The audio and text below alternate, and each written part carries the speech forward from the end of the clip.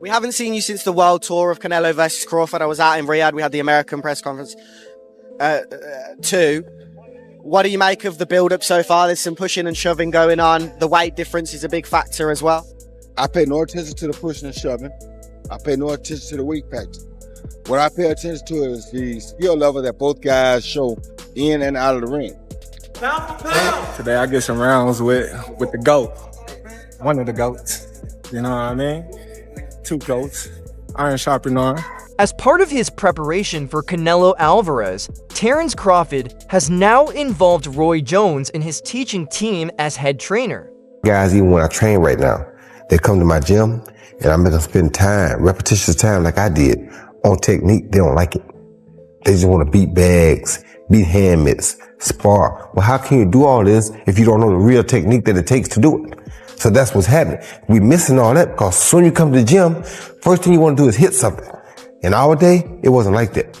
You knew what kind of fighter you were. You knew how to jab. You knew how to throw a right hand. You knew how to throw every punch. You knew how to counter every punch. You knew how to defend every punch. You knew boxing from here.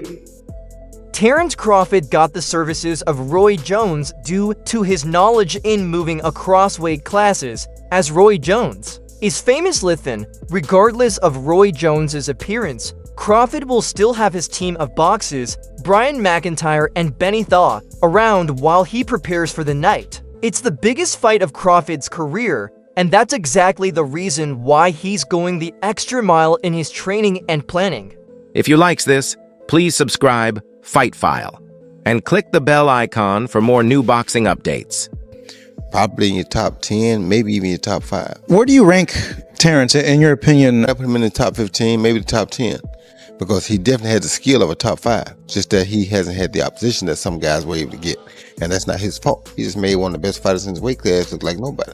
That's pretty damn good. Now he proved what we already thought. We just didn't see him against the best opposition near his weight class. See, this is the thing people don't understand. This is what I like about Bud. Yeah. He reminds me of Roy. We ain't got to have the best opposition in our weight class. We want the best. As Terence Crawford said, he never had the opportunity to face generational greats like Floyd Mayweather, Manny Pacquiao, Oscar de la Hoya, and the like. However, Canelo Alvarez was able to face a few of them. Hence, a fight against Canelo is seen as a fight against the historical greats he couldn't face.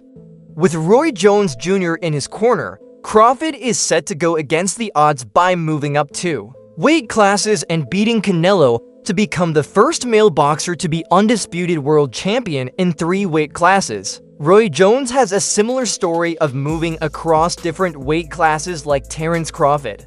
Our weight class. There's been discussion that maybe, Crawford and Inoue are going back and forth tussling for pound for pound, that maybe Inoue, because of the multiple weight divisions. You're shaking your head no. Tell me why no. Because Inoue also, when he first moved up, he lost to Donaire. Don't forget that. Bud ain't lost nobody. Moving up or down, he moved up 3 times. He lost nobody. He won a world title at the 168 lb super middleweight division, where Terence Crawford and Canelo Alvarez are fighting. Alongside this, he also won titles at the middleweight, light heavyweight, and heavyweight divisions.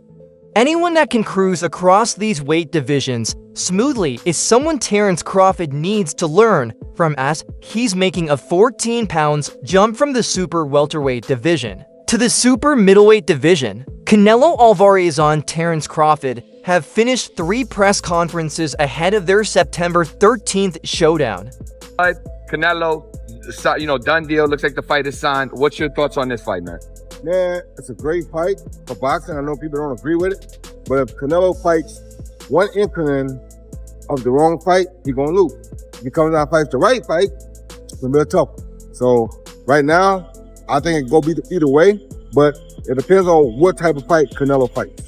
You've been a guy that moved up in weight class. How do you think? The undisputed super middleweight title fight will take place at Allegiant Stadium in Las Vegas. It's probably the biggest fight in recent memory and has been billed as Canelo's power versus Crawford's skills. That might not necessarily be the case, as Canelo is extremely skilled and Crawford has 31 knockouts in 41 competitive fights.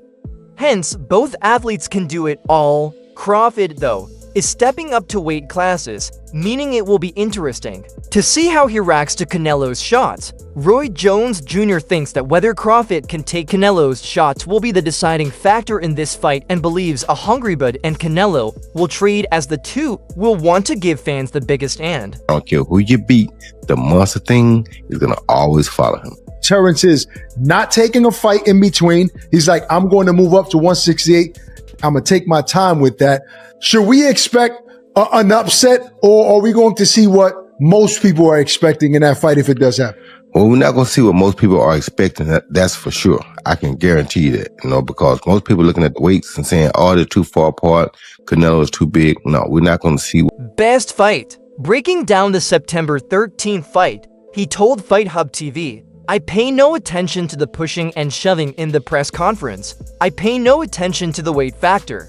What I pay attention to is the skill level that both guys show in and out of the ring. He added, what I'm seeing is a hungry Crawford. Crawford, who has been looking for the opportunity for a long time, is finally getting the opportunity and is really ready to grab the opportunity. Speaking of Canelo, he said, with Canelo, I see a guy who's not exactly hungry but loves to entertain, loves to give us the big fights. If he shows up and does the exact right thing, he can win the fight. If he don't do the right thing, which I don't see him doing, I don't know why he would at this point in his career. I don't know.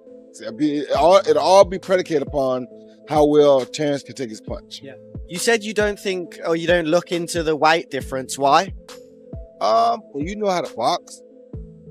When you're as skillful as Terence Crawford is, weight don't really matter much. Only thing that matters with the weight is can you take the punch? And I'm sure you've been sparring with super middles and light heavies, so I'm sure you probably can take. This wasn't always the case for Roy Jones Jr., though. The Hall of Fame fighter and current promoter, trainer, and respected analyst Roy Jones Jr. had earlier shared scenarios in which he sees both Terence Crawford and David Benavidez beating Alvarez before going against his former prediction. He began with David Benavidez, saying it's a tough fight to call because Benavidez throws a lot of punches. Sometimes power can intervene and make that a different situation. Jones said in an interview with BoxingCENE.com, the problem is Canelo willing to take the risk? I don't really think he will right now because I don't think he feels like he has a reason to. If he can hurt Benavidez early in the first 3 or 4 rounds, I don't see him winning that fight. The 2-time 168-LB title holder Benavidez has been pounding the table for a crack at Alvarez over the last 2 years. Were you impressed by the power he showed? You know, he fought the proper fight for the proper opponent. When you fight a guy coming off to weight class, you're supposed to bully him. He fought for Mayweather way back in the day. We saw a much better fight, but he didn't, but he's learned now. And that shows you that he's improved, and you understand boxing more now because he bullied the smaller guy, which is what you're supposed to do. What do you say? What about Crawford going, Crawford? Crawford still thinks he's a little big for Crawford. I'm not sure about that because Crawford does have punching power and shock.